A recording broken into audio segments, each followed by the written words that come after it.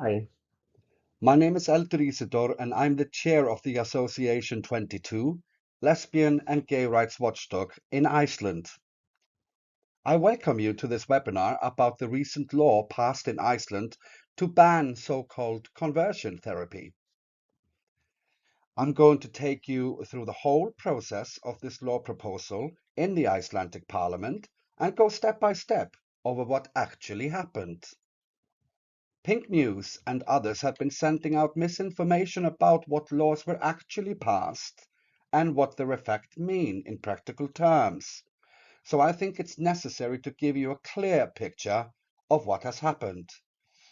I gave this talk at the Free Speech Union in Brighton earlier in the week, but today is the 20th of July, 2023. Who is Association 22?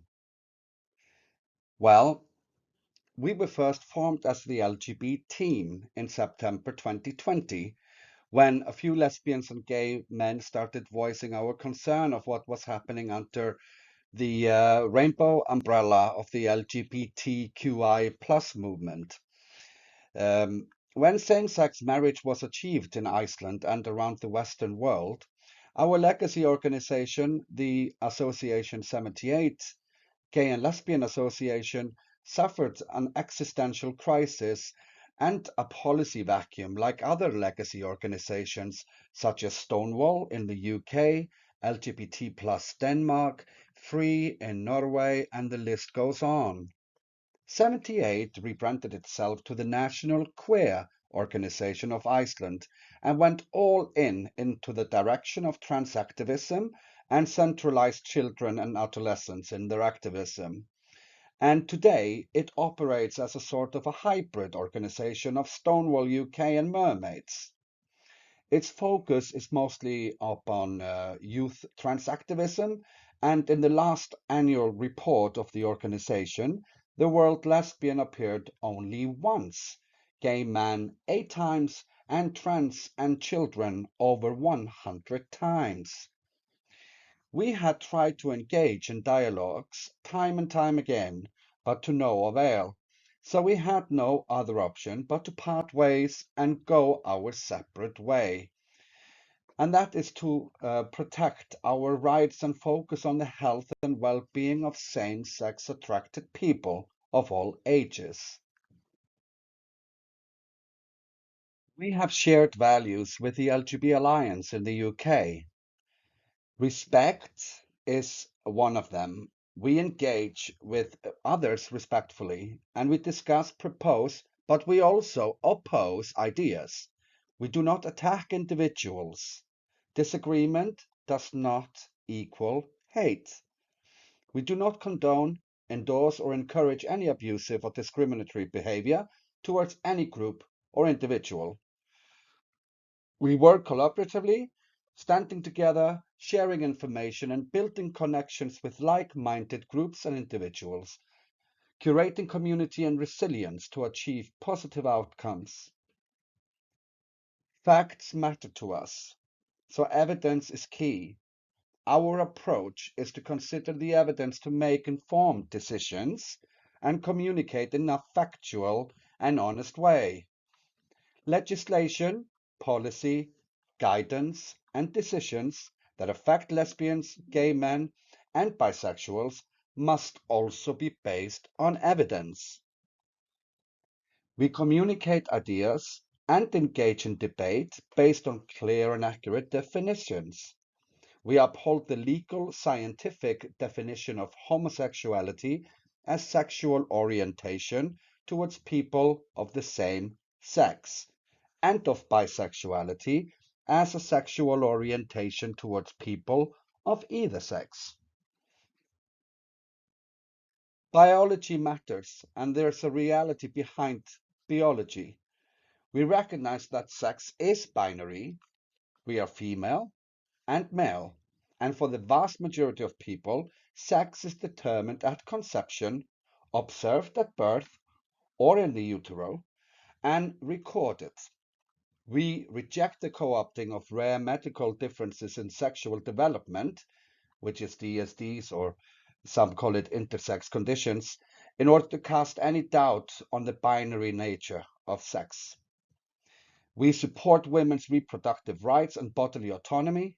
We stand with lesbians in rejecting pressure to accept sexual partners or admit into lesbian spaces males who define themselves as women. We stand with gay men in rejecting pressure to accept as sexual partners or admit into gay spaces females who define themselves as men. We are non-party political. We engage with organizations and publications with diverse political views. However, we do not and will not forge links with or accept funding from any organization that does not share our values or whose aims we consider to be fundamentally hostile to the rights of same-sex attracted people or seeks to undermine women's reproductive rights. So now we have established who we are. So let's go back to the topic at hand, which is conversion therapy. The best definition that we have is the conversion therapy is the pseudoscientific practice of attempting to change an individual's sexual orientation to align with heterosexual norms. The methods of these include brain surgery, such as lobotomy. Um, I think it's important for us to bear in mind that lobotomy was a mainstream, celebrated mainstream treatment, and the doctors behind it and the scientists behind it, they were praised and awarded, and mainstream media praised the procedure. And we can see articles from Time magazine and many mainstream publications at the time. Then it's the surgical and hormonal castration, electrical shock treatments. Then it's the pray the gay away, religious and spiritual intervention, and arousal reconditioning.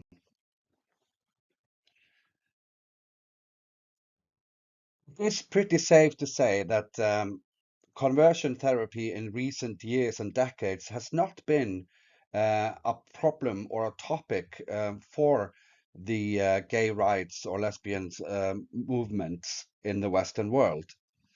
So it was quite interesting, and it's quite interesting to actually consider why then suddenly in 2021 these bills start popping up all over the Western world, almost simultaneously from the autumn of 2021 in early winter 2022.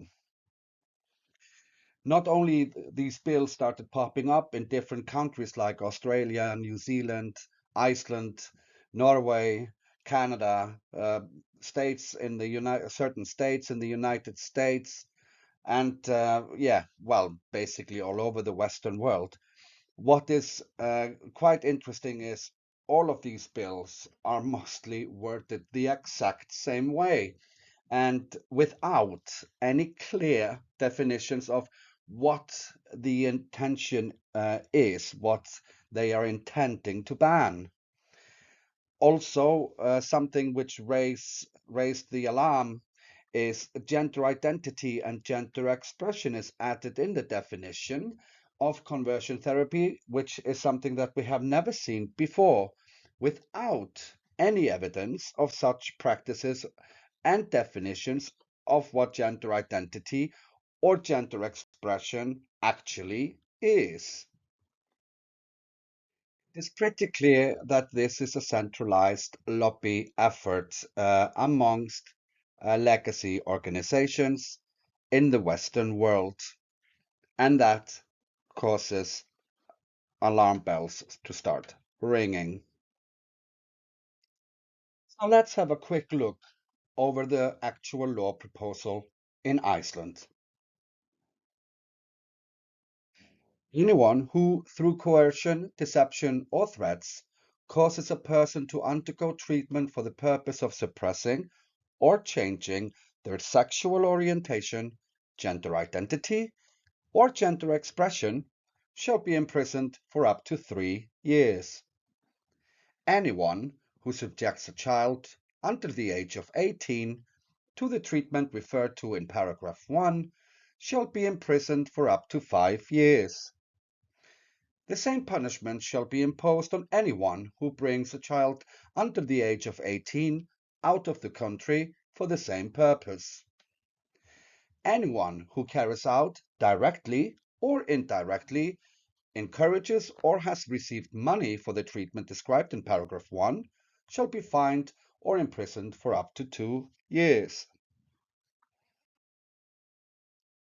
What does all this actually mean? When this bill was handed out, there were no definitions of what is a sexual orientation or gender identity or gender expression. So we need to ask ourselves questions now. What is sexual orientation in this bill and how is it defined? Such definition was not offered or attached to this bill proposal. What is gender identity? Does it exist? How is it defined? These definitions were not attached to the law proposal. What is gender expression? How is it defined? Are there any boundaries? No such thing or no definitions or clarity was offered with the law proposal. What is gender expression? We know, for example, a recent case with a Canadian teacher, school teacher, with an obvious fetish attaching big prosthetic breasts on his person and teaching school children and the Canadian school authorities and the staffing and teachers in school didn't know how to react and what to do because gender expression is already protected in law. What does it mean? Is this acceptable behavior? Is this just gender expression? Or is this indecent behavior? Why on earth do we need definitions of these simple terms like sexual orientation, gender identity, and gender expression? Well, this is because the LGBTQI plus lobby define 14 sexual orientations in Iceland, all from heterosexuality, homosexuality, pansexuality, polyamory, asexuality, gray sexuality, flexi sexuality, androsexuality, and even in the case of Iceland, BDSM.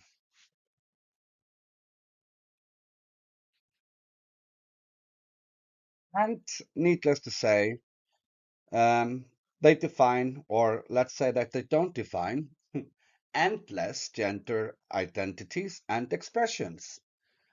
I was in a meeting with uh, Þorbjörg Þorvaldsdóttir, who is the former chair of the Queer National Organization of Iceland, and I asked her how many sexes there were or gender, and she said it was endless. It was just as many as there are people. So um, people are obviously conflating personality with gender. Bill was distributed in Alþingi on the 19th of January 2022. After we read the bill proposal and the attaching documents, we contacted the MPs to raise our concerns. We wrote opinion pieces in various publications already 3 days later on the 22nd of January 2022. That's where our first piece was published.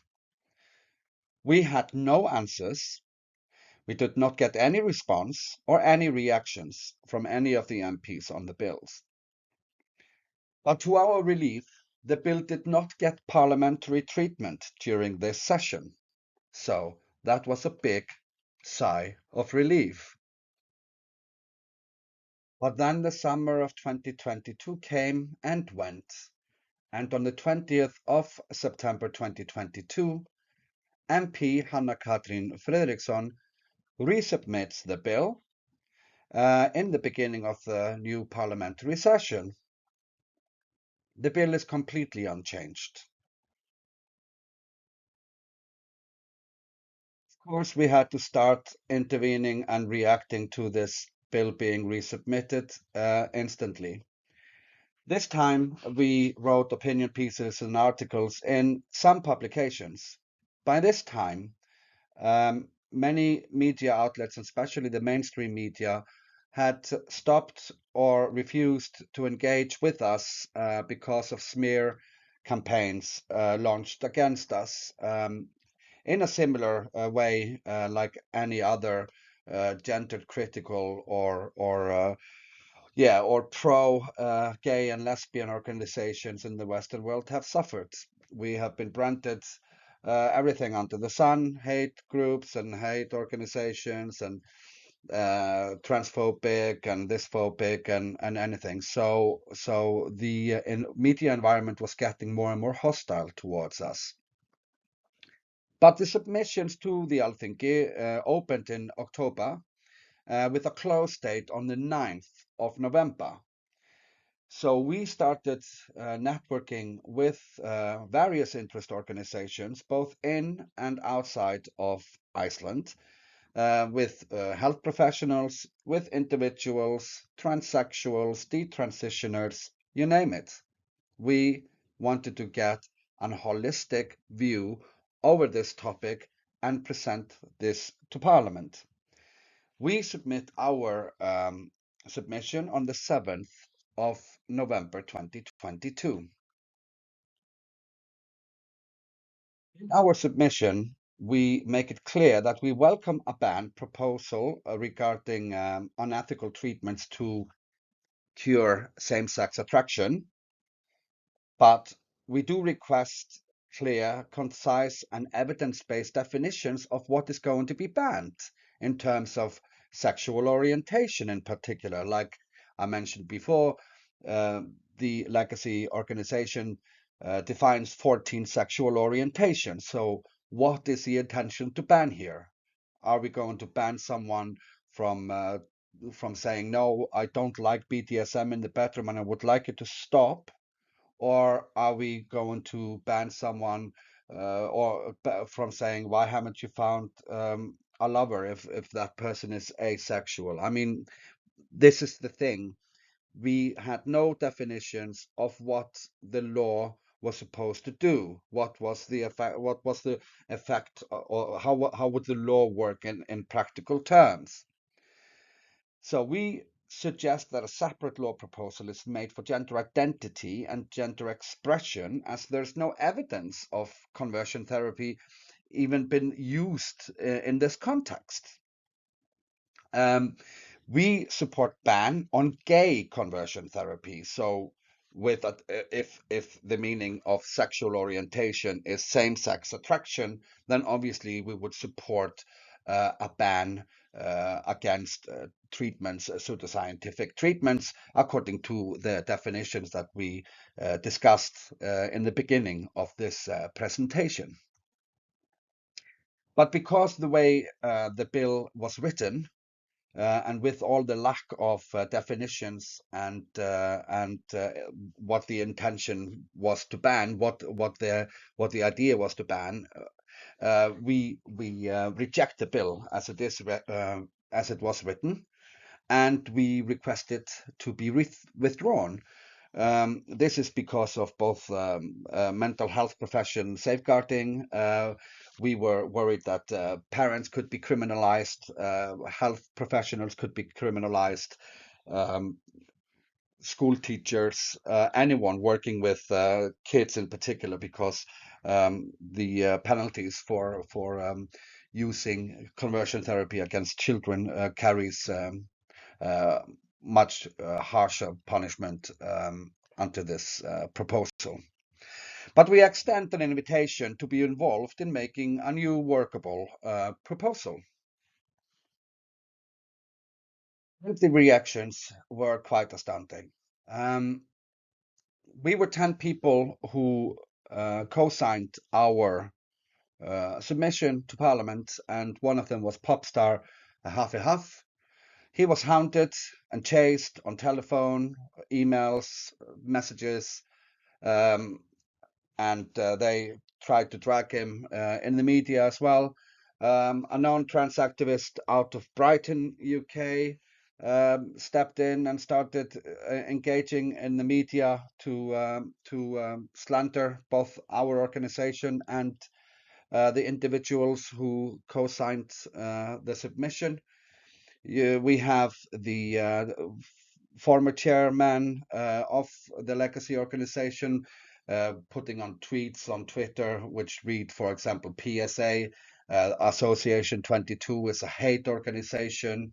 And you even have some members of the parliament participating in this, and also the one who put forward the law proposal, a lesbian MP, Hanna Katrin Fredriksson, who, by the way, to this day has not engaged with us in any ways, even though we've attempted to get in touch with her on numerous occasions. And maybe it's a by thingy here that she has also refused numerous and multiple times to respond to the question whether lesbians have penises. Also, a very young, prominent, blind lesbian signed our submission, Eva Marinatrihem. She's a law student and an opera singer and an artist in Iceland. She appeared in promotional video for the Icelandic Tourist Board regarding accessibility for disabled tourists. And because of her submission, she was cut out of the video and punished that way. So that is a case that is ongoing, I suspect, still, because it's Eva's obviously has a democratic right to sign and submissions to Parliament without another government body punishing her for doing so. But this webinar is not going to be about the trans extremists and extremist behavior from that side. We all know what happens on that side. So there's no point indulging in it. I would like to focus on the actual parliamentary process of this bill. So the bill, like I said, is resubmitted in September 22, and submissions are sent in November. And there were various people and organizations that gave evidence. It was Buck Angel, Richie Herron. It was Society for Evidence-Based Medicine. It was Genspect, Gen ID, Dr. Hrafnhildur Hjaltadóttir, us. It was the Gay Men's Network. It was Thoughtful Therapists. It was quite a broad range, but obviously also the queer side.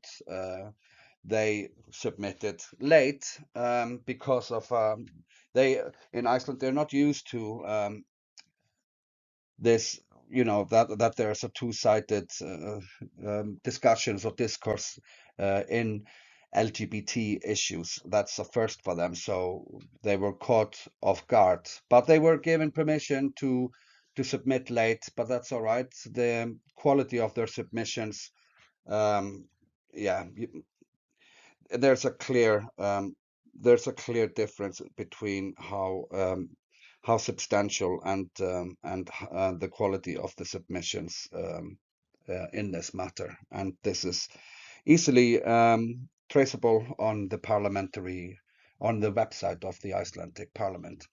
However, the law proposal remains idle, and the Parliament is actually due to end on the 9th of June, which is 6 weeks ago, and which is the day where these misinformation and some doubt was casted over what actually happened started.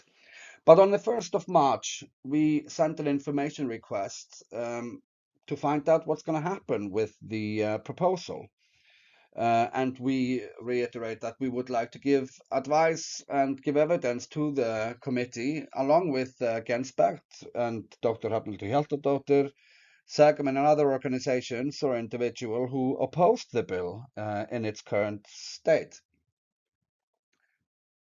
That being said, nothing actually did happen. There was no movement of it, but suddenly on the 24th of May, we receive an invitation to see the committee the next morning. So we had to work extremely fast because we have health professionals, lawmakers, law professionals, and advisors working with us, and we had to get all these people together very quickly and work very fast, which we were successful in doing because the next day we had a hearing with the parliamentary committee. According to law, I am not allowed to say anything about what was said in the meeting, but I can tell you that I was present in the meeting. Eva Marin Atrihem, which is the blind lesbian artist I spoke about earlier, she was there. Stella O'Malley from Gensbect was there. Dennis Kavanagh was there, and James Esses from Thoughtful Therapists was there. We gave very solid and good evidence, and it was pretty clear to us that the parliamentary committee does not, or did not, or was not very knowledgeable about what it was doing, and that's a shame. And it would have been much better had there been more collaboration between the committee and the stakeholders in this matter. Because of the lateness of the whole case, we were starting to think that the whole issue would not go through this parliamentary session because of the time frame. I mean, our meeting is on the 25th of May, and it's 2 weeks before the end of the parliamentary session. But it seemed to be the case that it was going to be pushed through, and I got that information from Parliament. But the interesting turn happens on the 6th of June, which is 3 days before parliamentary session ends, and this is before the bill proposal is actually come in for second debate in Parliament. So the Criminal Justice Committee of the Justice Department intervenes and advises Parliament not to legislate, but to continue to work on the bill to fix definitions, make them clear and concise. It sounds a bit familiar to what we have been saying in our submissions, and said, the Parliament, the Criminal Justice Committee actually did kill the bill under normal circumstances, because there's a bill with no definitions. It doesn't actually give you any idea what they're going to ban. So it was faulty, and they wanted Iceland to take note what would be happening in other countries with with these bills, and also they would like Parliament to make an inquiry about the extent of conversion therapy practices in Iceland. However, uh, I I seriously doubt that that inquiry will find place because they won't find conversion therapy practices practiced. What happens after the massive legal hit from the Justice Department's Criminal Justice Committee is nothing short of a kangaroo court scenario. With only 48 hours before end of parliamentary session, the majority of the parliamentary committee runs back into the chamber and in sheer panic rewrite the whole bill with some clearer definitions in order to rush it through and please the Criminal Justice Committee. They work in such haste that the bill is now something that we are very happy with and can live with. We even advised the MPs who we were in contact with to withdraw a motion to reject bill and that we were actually happy with the bill as it is now. However, what the parliamentary committee presents to Parliament is likely not to be what they intended. But why not allow them to shoot themselves in the foot? They had the opportunity to take the matter off the agenda and collaborate more with stakeholders and work out a better bill which everyone would be likely to be happy with. The bill is then debated in haste in Parliament towards the very end of the parliamentary session. Many MPs use the dispatch box to decorate themselves with feathers of virtue that this loophole in criminal law is now finally closed, and these evil gender critical organizations which opposed the bill did not get their way and used the opportunity to label us bigots and hateful people. The law bill passed reads as follows: anyone who through coercion, deception, or threats makes a person undergo a pseudoscientific, non-evidence-based treatment with the aim of suppressing or changing their sexual orientation, gender identity, or gender expression shall be fined or imprisoned for up to 2 years.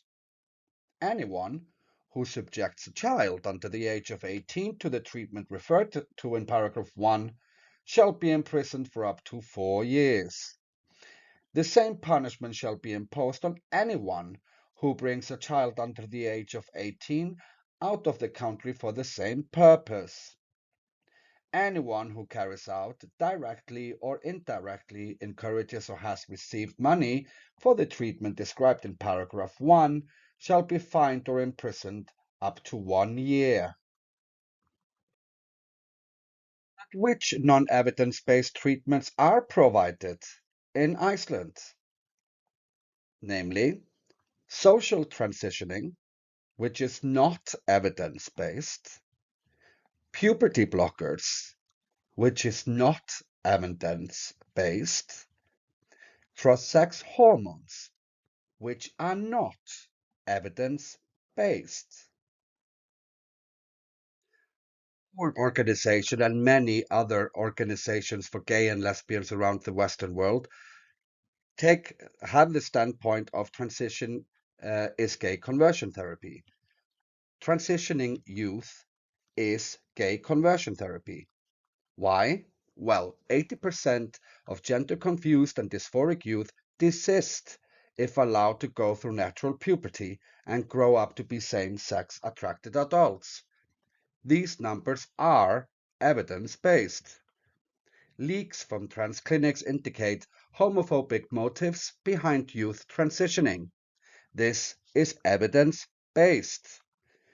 Comorbidities are mostly ignored in gender affirmation treatment setting, and the solution to the problem is to treat the comorbidities and to go through puberty. We need to stop trancing the gay away. This is 21st century lobotomy. Children can't consent to transition. It is an undisputable human right of every child to go through natural puberty and to be allowed their sexual health to be intact as adults. Thank you for listening.